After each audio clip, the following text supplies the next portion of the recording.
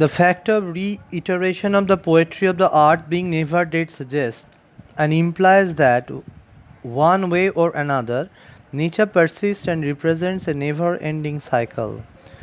অর্থাৎ যে শেষের অংশে কবি যে আবার বলেছেন যে পৃথিবীর গান পৃথিবীর কাব্য কখনো শেষ হয় না, এর মধ্যে দিয়ে তিনি বোঝাতে চেয়েছেন যে নেচার পারসিস্ট, প্রকৃতি চলতেই থাকে, প্রকৃতি অস্তিত্ব সবসময় সব যুগ ধরে রয়েছে, আর এর অস্তিত্ব হচ্ছে সদা সত্য, এবং কি এটা আমাদের কাছে প্রকাশ করে নেভার এন্ডিং সাইকেল, একটা শেষ না হওয়া চক্রের কথা সূচিত হয়। বিভিন্ন সময়ে প্রকৃতি অচঞ্চল রূপে এক সতত অশেষ চক্রের প্রতিরূপ হয়ে দাঁড়ায়। অন দ্য আদার হ্যান্ড, অন্যদিকে the cricket is the echo of summer, এই ক্রিকেট অর্থাৎ এই ঝিঝি পোকা গ্রীষ্মের প্রতিধ্বনি।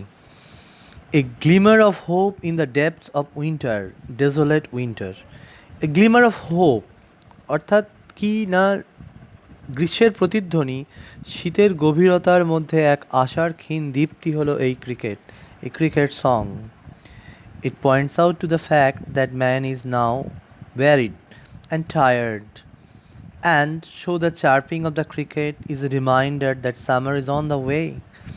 It points out to the fact, এটা কি না নির্দেশিত করে, এটা প্রকৃত সত্যকে নির্দেশিত করে যে মানুষ কি ঋতুচক্রের যখন শীতকাল আসে তখন মানুষ তখন শ্রান্ত ক্লান্ত, তাই ঝিঝির কলরবে গ্রীষ্ম যে দাঁড়ে তার অভিজ্ঞান মেলে, তার ধারণা মেলে এই ঝিঝি পোকার ডাকের মধ্যে দিয়ে। The beauty of nature exist in all season, simply in different forms. প্রকৃতির সৌন্দর্য সমস্ত ঋতুতেই বজায় থাকে এবং সেটা বিভিন্ন রূপ, রস, গন্ধ, আকারে থাকে সেটা।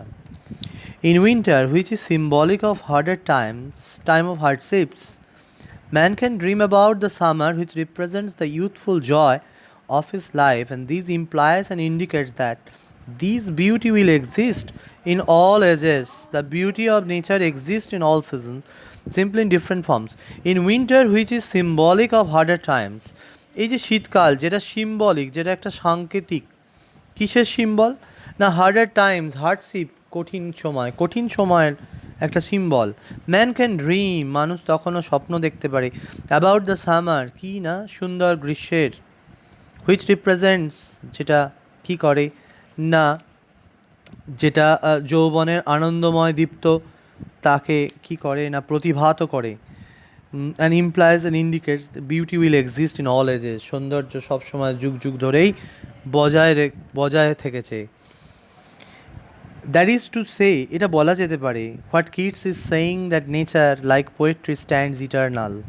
কিটস এটা বলতে চেয়েছেন যে নেচার লাইক পোয়েট্রি, প্রকৃতি কবির মতো, কবিতার মতো, স্ট্যান্ডস ইটার্নাল, সে শাশ্বত, সে চিরন্তন, and will always bring back optimism, সবসময় ফিরিয়ে নিয়ে আসে, অপটিমিজমকে ফিরিয়ে নিয়ে আসে, আশার আলো নিয়ে আসে, and life in the harshest of time, এবং জীবনকে ফিরিয়ে নিয়ে আসে জীবনের কঠিন সময়গুলোতে।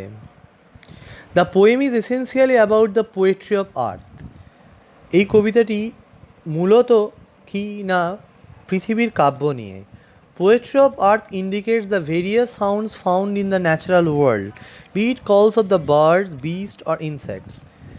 প্রকৃতির কাব্য কি হয়েছে না, আমাদের প্রাকৃতিক জগতে যে বিভিন্ন শব্দ, বিভিন্ন আওয়াজ, সেটা হতে পারে পাখির, সেটা হতে পারে পশুর বা পতঙ্গের, তার শব্দগুলোকে বলা হয় প্রকৃতির কাব্য। In this way nature communicates or reciprocate with us, এভাবেই প্রকৃতি আমাদের সঙ্গে সংযোগ রক্ষা করে। The poetry of earth is then the language of earth. আমরা পোয়েট্রি অফ আর্থকে অপরপক্ষে অন্য দিক দিয়ে পৃথিবীর ভাষা বলতে পারি। The poem is descriptive of the physical world. কবিতাটির মধ্যে প্রাকৃতিক সৌন্দর্য যথেষ্ট প্রকাশ পেয়েছে, অ্যান্ড ইটস ন্যাচারাল বিউটি, এবং এর প্রাকৃতিক সৌন্দর্য। Keats influenced by pastoral motifs, Keats কী হয়েছে, তিনি অনুপ্রাণিত হয়েছেন গ্রাম্য অর্থাৎ প্রকৃতির রূপের দ্বারা।